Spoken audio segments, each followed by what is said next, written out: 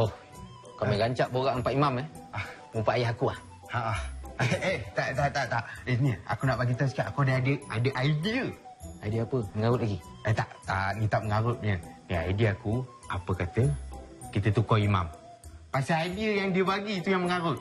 Yang bukan-bukan je. Fatin?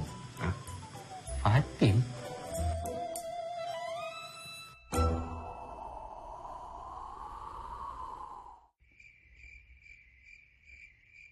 Manaf? Hai, Fatin. Tunggu Manaf Ya, tak. Oh, Fatin nak tanyalah. Pakcik Zahir macam mana, okey tak? Oh. Aduh, ya okey je. Adalah kecoh-kecoh sikit, ngamuk-ngamuk. Tapi semua terkawal lah. Tadilah Fatin nak tanya sikit. Tapi kalau Fatin tanya ni, janganlah marah. Depends lah. Tengoklah soalan tu macam mana kan. Tak jadilah Fatin nak tanya. Tajuk. Tanya lah. Tadilah, Pakcik Zahir tu kenapa? Sebelum ni Fatin tengok tak macam tu pun. Ayah Manap tu, dia jadi macam tu lepas mak meninggal dunia. Fatin tak tahu pula. Mak Manaf meninggal. Sakit ke? Bukan. Dia... Kiri. Sikit dah. Tak okey lagi ke bang? Banyak kali adjust ni. Kiri. Kanan. Okey, cantik. Okey. Awak ni macam-macam lah. Kiri. Kalau macam ni, kiri. Ha.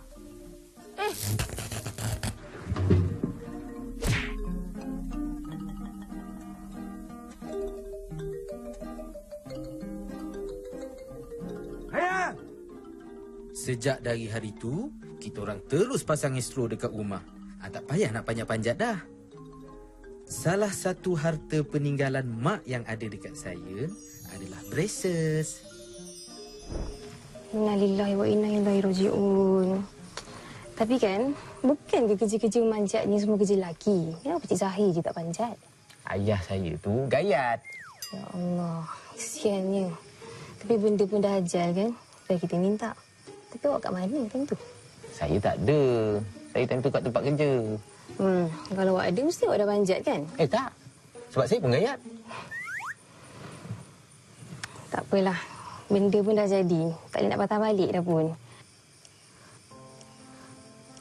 Tapi kan Manaf, paling penting sekarang ni, awak kena sentiasa luangkan masa dengan ayah awak. Saya takut nanti awak tak sempat nak luangkan dia.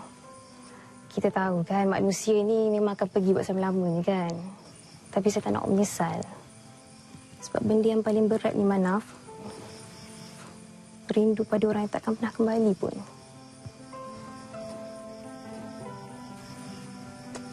Okeylah, saya balik dulu Assalamualaikum. Waalaikumsalam.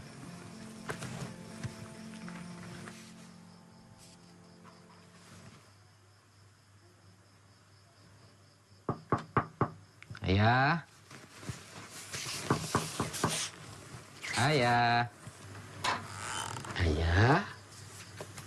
Oh, tidur.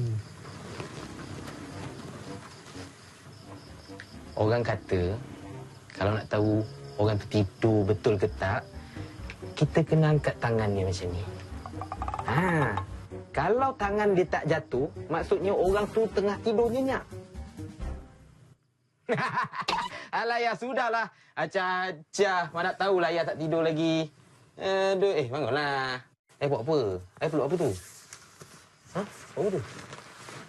Ya tak boleh nak tipu lah. Ya kalau tidur satu rumah lah dengar berdengkur. Apa tu? Cik nak sorok-sorok pula. Apa tu? Tengoklah. Oh. Gambar bunga. Ya.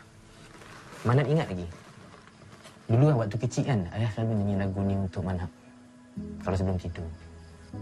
3, 4. Oh, aku rindu Katakan padanya aku rindu. Sedap ya. Sambung saya, sambung ya. Oh burung. Masukkanlah. Apalah fikir burungnya masuk. Salah. Sekali lagi. Oh burung, nyanyikanlah. Katakan padanya aku rindu. Ingat, burung tu nyanyi bukan masuk, eh? Aduh. Ya. Kalau malam ni Manap nak tidur sini boleh? Tak boleh. Mana boleh? Siapa? Tempat ni hanya mak kau aja yang boleh tidur.